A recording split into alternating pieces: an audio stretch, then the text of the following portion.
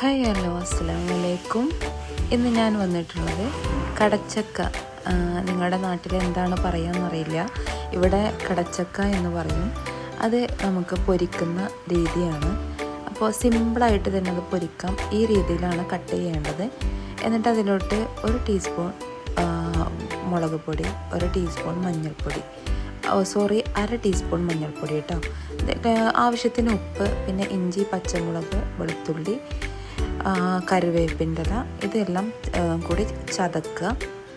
എന്നിട്ട് മിക്സിയിലൊന്ന് ചതച്ച് അതിലോട്ട് എടുത്ത് ഒന്ന് നന്നായിട്ട് മിക്സ് ചെയ്യുക. ഇത്രയേ ഉള്ളൂ കേട്ടോ. ഇനി അത് ഒരു 1 അവർ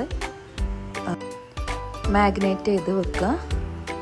ദെൻ അത് പൊരിക്കുക. അത്രയേ ഉള്ളൂ കേട്ടോ. ഇനി എണ്ണയിലിട്ട് പൊരിക്കുക.